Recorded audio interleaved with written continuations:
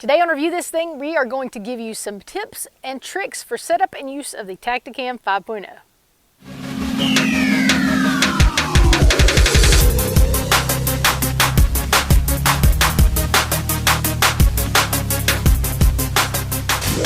Before we do that, please do us a big favor and click the subscribe button right there, click that notification bell. If you have any additional tips and tricks, please comment below, give us a thumbs up, share the video with your friends. We really appreciate all of that. Now, let's get into the tips and tricks. The Tactacam 5.0 comes with a quick start guide, the camera, a charging cable, and a USB power plug. It does not come with a complete user guide like a paper kind, but you can download one from their website. The link is in the description below.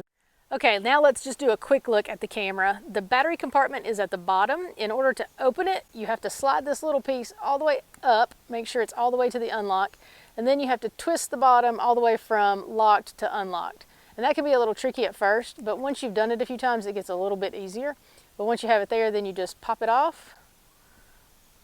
And some of the difficulty getting it off and putting it back on is because they say that helps with the water tightness. So just hang on and use it so that you can definitely get more used to it. This is the battery. The battery goes there. This is the area where the micro SD card, you just poke it in to get it to come out, pull it out, and then you just put it back in and lock it in place. A USB cable can be plugged in there. This little hole here is the microphone, and we turn it around. This is the battery indicator light. This one will tell you if you're connected to Wi-Fi on your phone or not. This is the one-touch power and record button, and this is the mode button. Okay, now that you know where everything is, let's get into the tips and tricks. So you can charge the battery for your Tactacam by plugging in the USB type adapter for the power cord and just plugging it into the wall while the battery is in the camera. Tactacam also has a battery charger that you can buy that you have two ports where you can put two different batteries, and you just can put them in there and plug that into the wall and charge it there. To make sure your battery never dies, I highly recommend getting one of these and a battery or two extra. It serves as a really nice carrying case as well for your extra batteries. So this is one thing I recommend. Tactacam says the battery has a 2.5 hour run life. We never ran it all the way down just because at the end of the day we switched it, put it in here, charged it, changed batteries, so we always had a fresh battery. We also would pause it when we were just walking around and nothing was happening, so it never just ran for 2.5 hours. One thing I really like about this camera is this one-touch power/record button. Whenever you're ready to record, you just hit that button. It'll vibrate to let you know that it's coming on, and then it comes on and automatically starts recording. You should be able to see that flashing light that tells us that it's recording. If you want to pause it, you just hit that button again. It vibrates to let you know that it's paused. Now, one additional cool thing is that after, I think it's about 3 minutes of not recording, then the camera will vibrate to let you know that it's going to turn off, and it just shuts off. If you want to turn it off, you just hold the button down. I think it's about, well, right now it's vibrating, so now it's already turned off. So it turns off pretty quickly just by holding that button down. Okay, so now what does the mode button do? Well, first of all, the camera has to be on for it to do anything. The other thing is it has to be in pause mode to do anything. So you pause it, and now you can use the mode button effectively. The mode button does change color depending on what mode it's in. There's a diagram on the inside of the battery cap that tells you what each mode is. Basically, there are 3 modes. There's a 1x zoom mode, an 8x zoom mode, and then a slow motion mode. We never tried the slow motion mode because the iMovie software that I use, you can slow anything down, so I figured we'd just record everything in regular speed and then slow it down if we really wanted to. The settings have defaults as far as recording settings, so if it's in 4K or the speed at which it's going to record, you can change those in the app, but we just left it on the default settings. But to change the mode, when it's in pause mode, you just hit the button and it'll vibrate, it changes colors. Right now it's that teal color. You hit it again, now it's into 1x zoom, hit it again, and now it's 8x zoom. This is also the button that you're going to use to connect to Wi-Fi. Let's go ahead and show you how to do that. So the first thing you're going to want to do to connect your Tactacam to your phone is obviously you want to download the app. I have an iPhone, so this is what the Tactacam Wi-Fi app looks like on my phone. And then you'll turn the camera on, which we've already done, and pause it, which we've already done. And then you're going to hold down that button until it vibrates twice. And then you should see the Wi-Fi button flashing there. And then what you'll do is you'll take your phone and open up the settings, hit Wi-Fi, and then the Tactacam 5.0 should be on there. You tap that and it should connect to your Wi-Fi. Then go open the Tactacam app. The first time you use it, you have to add a new camera, but after that, you just tap on that camera and now you can fully control that Tactacam directly from your phone. One thing to always keep in mind though is that if you've connected your phone to your camera, then you can no longer control the camera via the camera itself. You have to use the phone. If you want to use it from the camera, then you have to disconnect it from your phone. From the app, you can do some additional things to just the camera itself. You can record, pause, turn it on, turn it off, change the modes. You can also adjust the settings of each mode. So if you want to adjust the resolution or the speed, you can do that there. You can also flip the screen. So like when I had it attached to my shotgun on the bottom of the barrel, it was upside down so I could reach the control. If you do that, there's a way in the app to flip the screen so that it won't be upside down the whole time. There's also a blackout mode option so the lights won't flash, and just several other things that you can control through the app that you can't control directly from the camera. Also through the app, you can, once you've done the videos, you've recorded something, then you can download it to the app so that you can watch it. So go back, was it a good kill shot, things like that.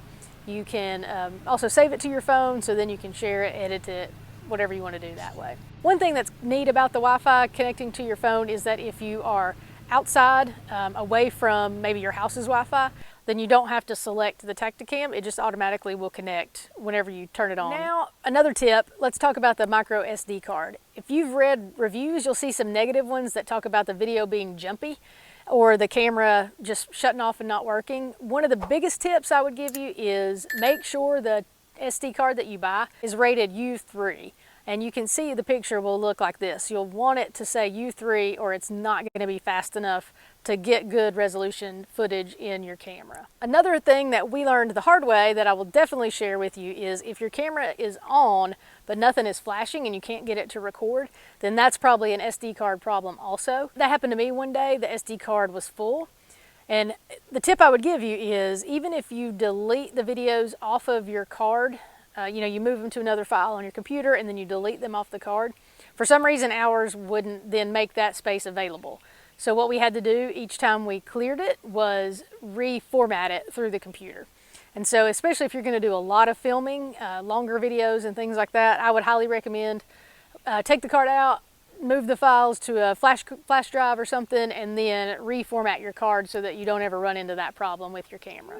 Another mistake that I made is, as I mentioned, the microphone is here.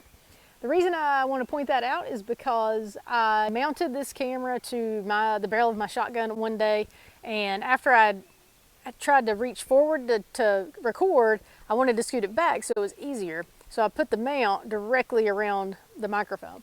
And one thing that I learned was that if you cover that hole, you will not have any sound. My husband actually shot a turkey while this was mounted to my shotgun, and you couldn't even hear the gun blast. So definitely do not cover the microphone when you're recording unless you have no desire for sound. The final tip that I want to give you is about the Tactacam remote, actually. This works with the 5.0, the wide, and the fisheye camera, I believe, and it uses the same batteries as all of those.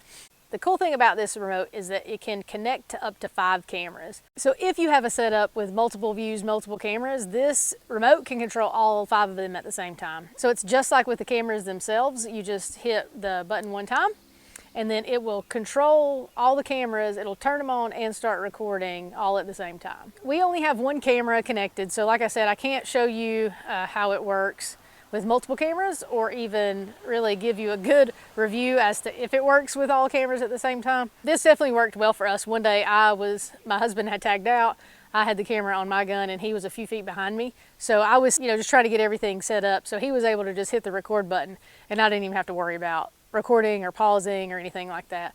I did test it out one day and I was able to get at least 100 feet with a clear line of sight from my camera, and it still was able to kick it on and activate it with no problem at all. Past 100 feet, it definitely did not work. So as long as you can have a line of sight to your camera, then it should work about 100 feet. So that's pretty cool. The Tactacam does not come with a mount, any mount. So if you know how you want to use it, if you want to mount it to your bow using the stabilizer mount, then they have a bundle for that. If you want to mount it to a Picatinny rail, if you want to mount it to underneath the barrel, it also has a universal mount. So if you want to use some of the mounts that you can buy for like a GoPro and things like that. Thanks a lot. Hopefully those were helpful. While you're here, go ahead and watch the review we did of the Tactacam 5.0. Coming soon, we're also going to have a review of the FTS system, also the Spotter LR, so subscribe so you don't miss those. Check back, look and see if they're in the description, and they may already be live. So, hey, thanks for watching our video. While you're here, subscribe, hit that notification bell, give us a thumbs up, watch several other videos that we have live on our site already. Also, please comment, let us know what you think, and also while you're here, take a second, follow us on Instagram and on Facebook.